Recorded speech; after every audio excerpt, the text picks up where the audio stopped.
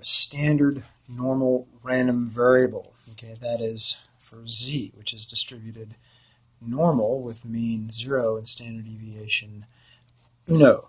Okay, so to do this, we just want the expected value of e to the tz. And since z is a continuous random variable, this will be written as integral over all the reals of e to the tz times the density for a standard normal. It's 1 over root 2 pi times e to the negative z squared over 2 dz, right? The mean is 0 and the standard deviation is 1. That's why you don't see any mu's or sigmas in there. Okay. Now, at this point, I'll tell you what I'm going to do. I'm going to complete the square up in the exponent here. That is, I'm going to got e raised to the negative z squared over 2 plus tz, right? I'm just combining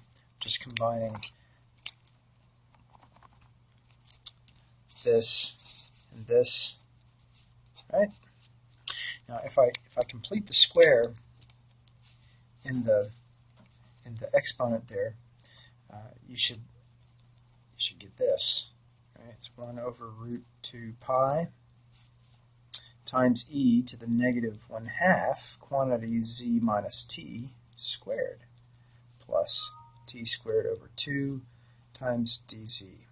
Now, so this is by completing the square. Remember that little trick from your algebra class? Complete the square. Complete the square. Complete it. Do it. It's awesome. Now look, I can pull out the e to the t squared over 2 here. E to the t squared over 2 times the integral of 1 over root 2 pi. That's sloppy. Look at that. Okay. Times e to the negative 1/2 z minus t squared dz. Now, look at this. Look at how awesome this is. All of this stuff, physicists are really good at this kind of thing. You look at this and you go, oh, I know what that is. I know what that is.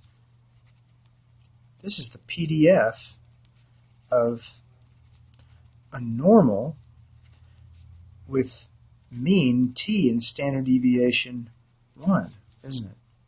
Yeah. And look at what you're doing. You're integrating this thing over all the reals. So this entire integral is 1, because by one of our probability axioms, right? It says that the chance that you get some observation somewhere in the sample space is 100%. If I integrate a proper probability density function over all the reals, I get 1.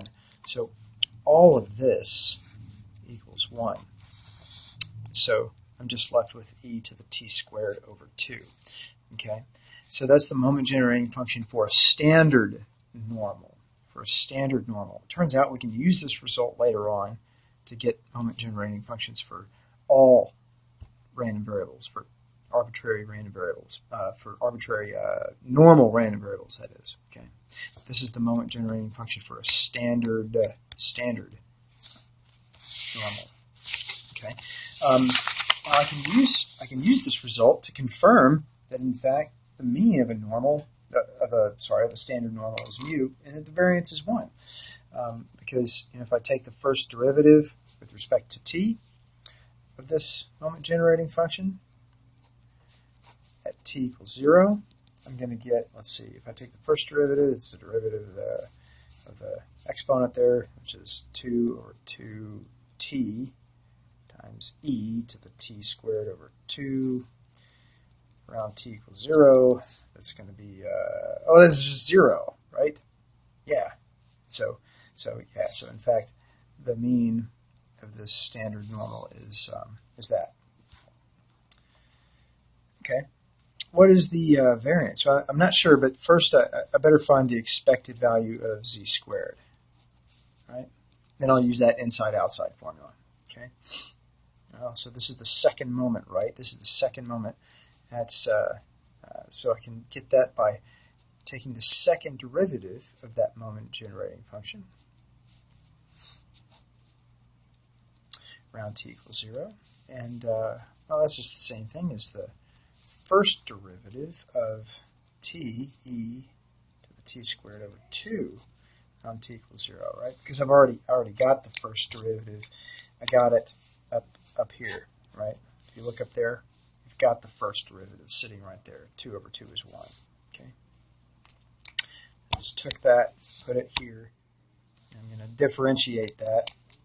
Use the product rule. Derivative of t is 1, then times t e to the t squared over 2, and then plus t times the derivative of this stuff, which is, okay, so it's going to be t squared e to the t squared over 2. I think that's right. Round t equals 0. Right. Okay, but this is just this term is 0. This is going to be e to the 0, which is just 1. Okay, and so this implies that the variance of a standard normal is, remember, it's inside, outside. Right? So that's 1 minus 0 squared equals 1. Fantastic. The variance of a standard normal is 1, and the mean of a standard normal is 0.